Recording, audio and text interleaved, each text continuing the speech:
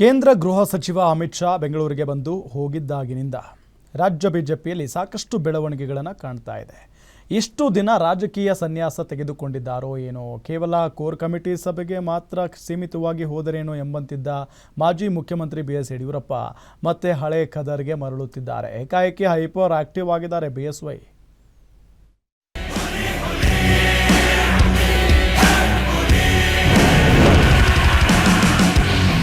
ಹಳೆ ಹುಲಿ ಮತ್ತೆ ಅಖಾಡಕ್ಕೆ ಇಳಿದಿದೆ. ಹೌದು, ಬಿಎಸ್ ಯಡಿಯೂರಪ್ಪ ಅವರಿಗೆ ಒಂದು ಹೆಸರಿದೆ, ದಣಿವರಿಯದ ಧೀಮಂತ ಅಂತ. ಅವರು ನಡೆದುಕೊಂಡು ಬಂದಿರುವ ರಾಜಕೀಯ ದಾರಿ ಕೂಡ ಹಾಗೆಯೇ ಇದೆ.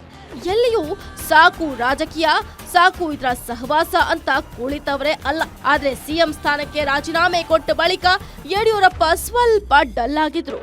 ರಾಜಕೀಯ ಸಭೆ ಸಮಾರಂಭಗಳಲ್ಲಿ ಕಾಣಿಸಿಕೊಂಡಿದ್ದು ಬಹಳ ಕಡಿಮೆ.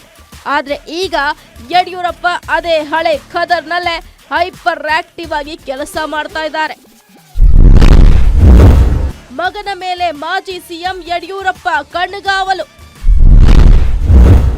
ಮಗನ ಕಾರ್ಯವೈಖರಿ ಮೇಲೆ ರಾಜ ಹುಲಿ ಹದ್ದಿನ ಕಣ್ಣು. ಖಾಸಗಿ ಕಾರ್ಯಕ್ರಮದ ನಿಮಿತ್ತ ರಾಜ್ಯಕ್ಕೆ ಆಗಮಿಸಿದ್ದ ಕೇಂದ್ರ ಗೃಹ ಸಚಿವ ಅಮಿತ್ ಶಾ ಬಿಜೆಪಿ ನಾಯಕರಿಗೆ ಚಾಟಿ ಬೀಸಿದ್ದಾರೆ. ಸಂಘಟನೆ ಸರಿಯಾಗಿ ಆಗ್ತಿಲ್ಲ, ಹಿರಿಯ ನಾಯಕರೆಲ್ಲ ಏನ್ ಮಾಡ್ತಿದ್ದೀರಿ ಅಂತ ಕ್ಲಾಸ್ ತೆಗೆದುಕೊಂಡಿದ್ದಾರೆ. ಹೀಗಾಗಿ ಇಷ್ಟು ದಿನ ರಾಜಕೀಯ ವಿಚಾರಗಳ ಬಗ್ಗೆ ತಲೆ ಕೆಡಿಸಿಕೊಳ್ಳದೆ ಮಗನ ಮೇಲೆ ಭಾರ ಹಾಕಿ ಮನೆಯಲ್ಲಿ ರೆಸ್ಟ್ ಮಾಡ್ತಿದ್ದ ಮಾಜಿ ಸಿಎಂ ಬಿಎಸ್ ಯಡಿಯೂರಪ್ಪ ಈಗ ಸಿಕ್ಕಾಪಟ್ಟೆ ಆಕ್ಟಿವ್ ಆಗಿದ್ದಾರೆ.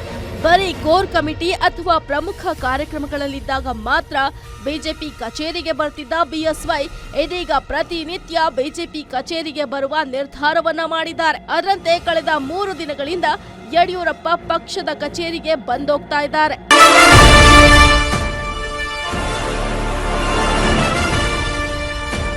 ಕಳೆದ 3 ದಿನಗಳಿಂದ ಅಂದ್ರೆ ರಾಜ್ಯಕ್ಕೆ ಅಮಿತ್ ಶಾ ಬಂದ್ ಹೋದಾಗಿಂದ ಬಿಎಸ್ ಯಡಿಯೂರಪ್ಪ ಬಹಳನೇ ಆಕ್ಟಿವ್ ಆಗಿದ್ದಾರೆ. ಹಾಗಾದ್ರೆ ದಿಢೀರ್ ಅನ್ನೋ ಹಾಗೆ ಯಡಿಯೂರಪ್ಪ ಆಕ್ಟಿವ್ ಆಗಿದ್ ಹೇಗೆ? ಇದರ ಹಿಂದೆ ಇರುವಂತಹ ಕಾರಣ ಆದ್ರೂ ಏನು ಅಂತ ಸಾಕಷ್ಟು ಚರ್ಚೆಯಾಗ್ತಿದೆ. ರಾಜ್ಯ ಬಿಜೆಪಿಯಲ್ಲಿ ಸಂಘಟನೆ ಆಗ್ತಿಲ್ಲ, ಬರೀ ಆಂತರಿಕ ಕಲಹವೇ, ಆ ಬಣ ಈ ಬಣ ಅಂತ ಕಚ್ಚಾಟ ಜೋರಾಗಿದೆ. ಪ್ರತಿಯೊಂದಕ್ಕೂ ಹೈಕಮಾಂಡ್ ಎಂಟ್ರಿ ಆಗಬೇಕಾ? ರಾಜ್ಯದ ಹಿರಿಯ ನಾಯಕರಾಗಿ ಏನ್ ಮಾಡ್ತಾ ಇದ್ದೀರಿ ಅಂತ ಅಮಿತ್ ಶಾ ಯಡಿಯೂರಪ್ಪಗೆ ಪ್ರಶ್ನೆ ಮಾಡಿದ್ದಾರೆ. ಹೀಗಾಗಿ ಅಮಿತ್ ಶಾ ಸೂಚನೆ ಮೇರೆಗೆ ರಾಜ ಹುಲಿ ಪಕ್ಷದ ಕಚೇರಿಗೆ ಪ್ರತಿದಿನ ಬರ್ತಾ ಇದ್ದಾರೆ. ಬೆಳಗ್ಗೆ ಬಿಜೆಪಿ ಆಫೀಸ್ ಬಂದು ಮಧ್ಯಾಹ್ನವರೆಗೆ ಇಲ್ಲಿದ್ದು, ನಂತರ ವಾರಕ್ಕೆ 1-2 ಜಿಲ್ಲೆಗಳು ಹೋಗಿ ಬರಬೇಕು ಅಂತ ತೀರ್ಮಾನ ಮಾಡಿದ್ದೇನೆ. ಹೀಗಾಗಿ ಎಲ್ಲ ಕಡೆ ಓಡಾಟ ಮಾಡೋದ್ರಿಂದ ಅಲ್ಲಿ ನಮ್ಮ ಕಾರ್ಯಕರ್ತರ ಸಮಸ್ಯೆಗಳು ಬಗೆಹರಿಯುತ್ತೆ, ಅಭಿವೃದ್ಧಿ ಕಾರ್ಯಕರ್ತರ ಗಮನ ಕೊಟ್ಟಂಗಾಗುತ್ತೆ. ಈ ಕೆಲಸವನ್ನು ಮಾಡಬೇಕು ಅಂತ ನಿರ್ಧಾರ ಮಾಡಿದ್ದೇನೆ.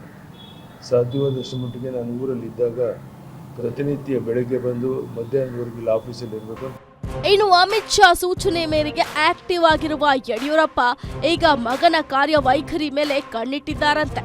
ಈಗಾಗಲೇ ರಾಜ್ಯಾಧ್ಯಕ್ಷ ಬಿವೈ ವಿಜಯೇಂದ್ರ ವಿರುದ್ಧ ಸಾಕಷ್ಟು ಆರೋಪಗಳು ಬಹಳ ದಿನಗಳಿಂದ ಕೇಳಿ ಬರ್ತಿದೆ. ಹೀಗಾಗಿ ಮಗ ಯಾವ ರೀತಿ ಕೆಲಸ ಮಾಡ್ತಿರಬಹುದು ಅಂತ ಬಿಎಸ್ವೈ ಪರಿಶೀಲನೆ ನಡೆಸುತ್ತಿದ್ದಾರಂತೆ. ಪರಿಶೀಲನೆ ನಡೆಸಿ ಮಗನನ್ನ ಉತ್ತಮ ಹಾದಿಯಲ್ಲಿ ಕೊಂಡೊಯ್ದು ಮಗನ ಸ್ಥಾನವನ್ನ ಗಟ್ಟಿಗೊಳಿಸೋಕೆ ರಾಜ ಹುಲಿ ತಂತ್ರಗಾರಿಕೆಯನ್ನ ಹೂಡ್ತಾ ಇದ್ದಾರಂತೆ.